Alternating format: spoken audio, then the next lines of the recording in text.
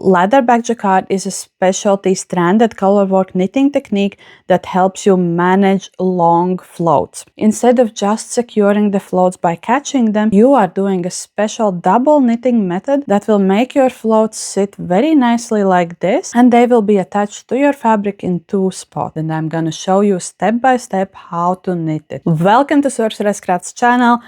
I'm the sorceress. I learned to knit in the previous century, and these days I teach other people how to knit. Today we are gonna have a very hands-on tutorial. I will show you the ladderback jacquard technique, but before I start showing you how to use it, let's quickly chat about the cases where it would be convenient to use it. So in cases like these where you have a lot of stitches between one of the colors and you keep doing it for several rows, it's very convenient to use ladderback jacquard. I would say that the minimum of rows that you need for working ladderback jacquard is at least 3. If you have less than that, then you are better served with just catching your float. But if you will be repeating those long floats for lots of rows, then ladderback jacquard is an amazing method. And of course, in this video, you will see me knitting combination continental style. Your knitting style has zero impact on this method. It can be done in any style. Just make your stitches as you normally do.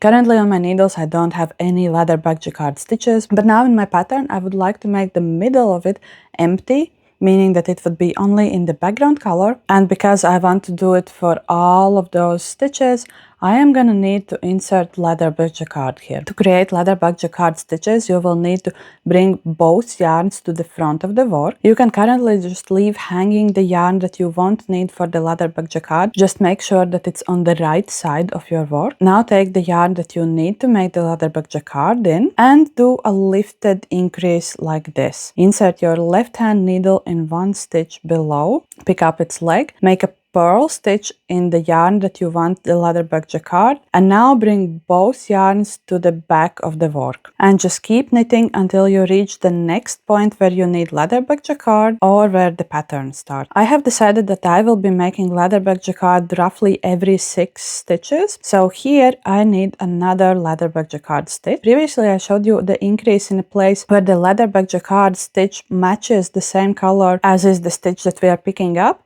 But here I want to show you that you can do the same thing even if that stitch is in the opposite color and it still won't show up. So again, the same method, make a left lifted purl increase with the yarn that you need your ladderback jacquard stitches in, and you can already see that it's very efficiently hiding this yarn.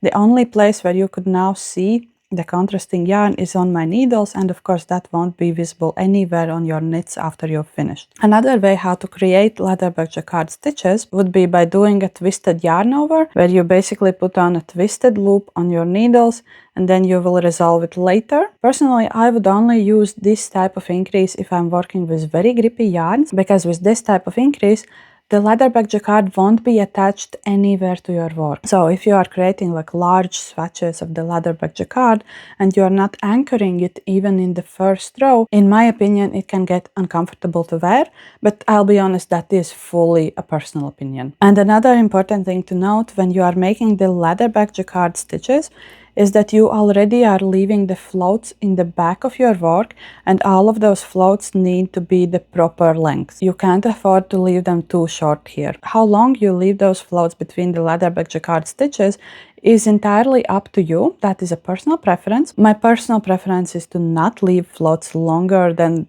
roughly 2 centimeters. And one last thing that's also kind of personal preference, when you are making those stitches, you can also make them as knit stitches. They still won't show up anywhere because they will be covered. The reason why I prefer to make them a purl stitch is that purl stitches make it easier for me to remember that those aren't part of my knit, that those are the double knit ladderback jacquard stitches, and that I need to pay special attention to those.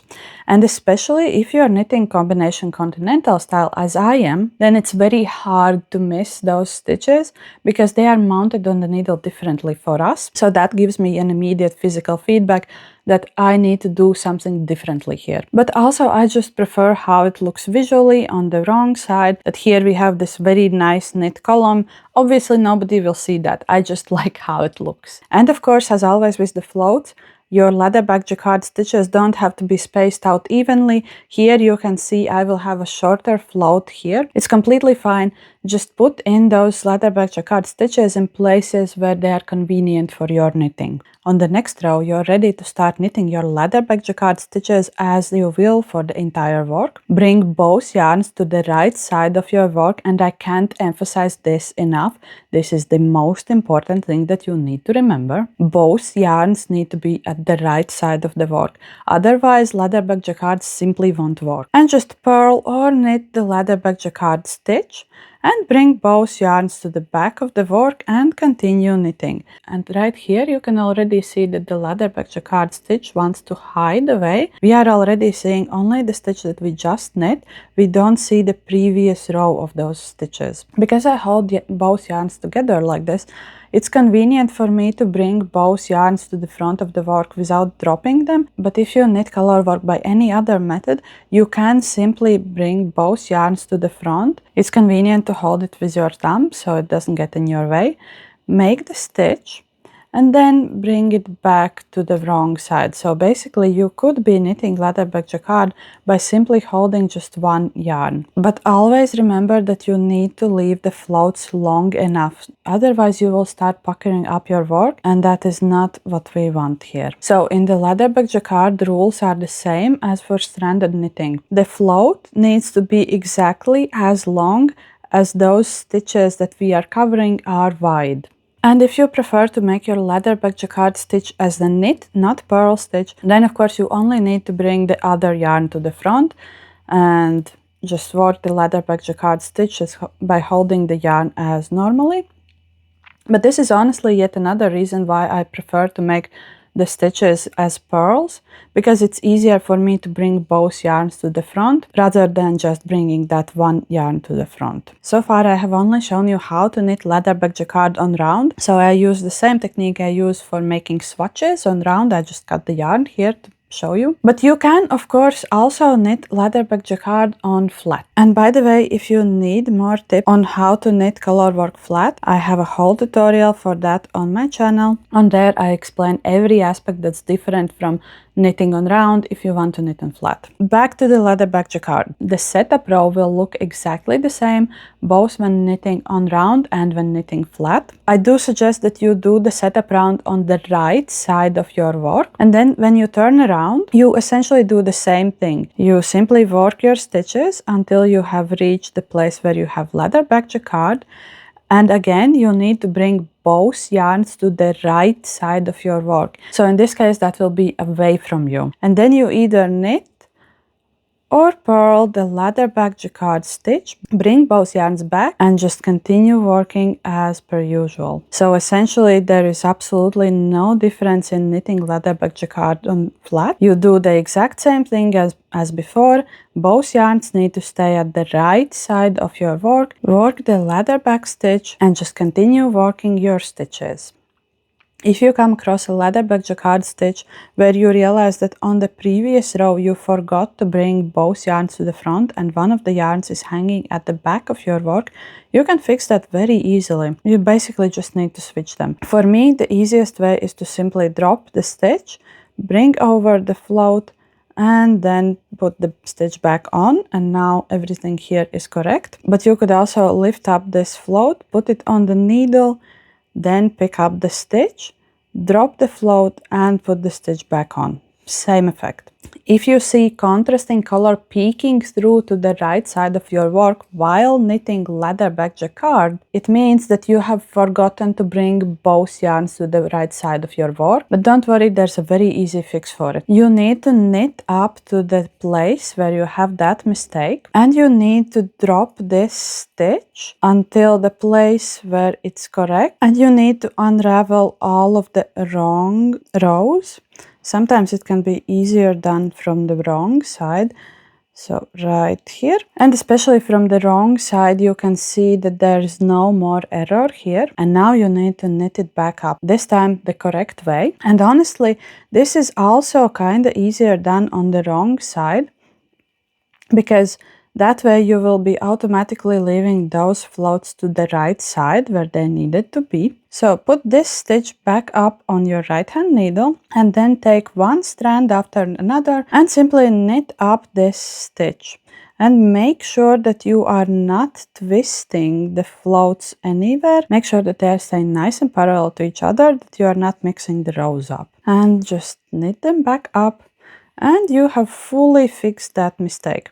The only thing that will now happen a bit is that these floats will be slightly longer than they should be between the stitches, but you can easily tug on your knit.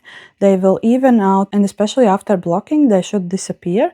But if they still remain quite loose, you can take your darning needle and just tug on the stitches and make sure that they are disappearing here. And there, you don't have any more mistake here.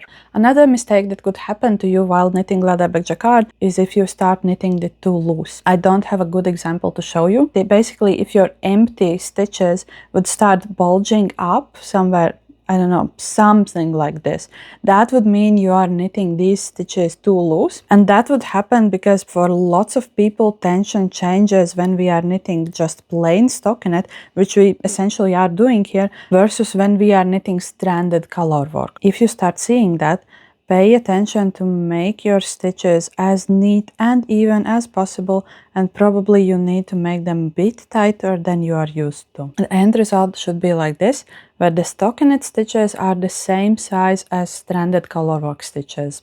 And now the last step is to resolve your ladderback jacquard stitches. You can't just leave them hanging like that.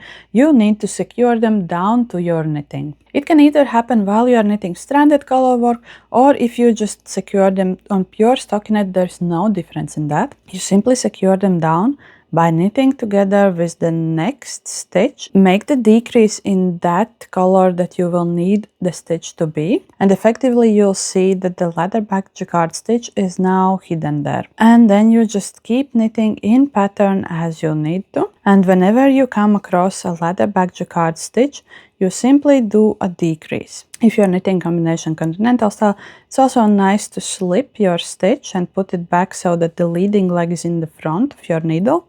That will make it slightly neater, and just do a decrease and you are done here. And of course, if it's more convenient for you, you can also do a left leaning decrease here. That has no bearing on the end result whatsoever. It can either be a right or left leaning decrease. Now that we have finished knitting our ladderback jacquard, let's take a quick look at how it should look like and what are some of the differences in some of the different techniques that I used here. So first of all, you can now have this long empty stretch of just one color. It shouldn't be puckering up anywhere. It should be nice and even, and all of the stitches should be the same size as on stranded color work. If there's like a little bit of puckering somewhere like here where we fixed a mistake or something, those minor things will block out. But if it's like really puckering up like this, or if it's like billowing out like this, then those won't block out and you need to fix your tension for that. On the wrong side now, you can see that those two stitches are the traditional ladderback jacquard that I showed you. So they are both anchored at the bottom because I'll use the lifted increases on those.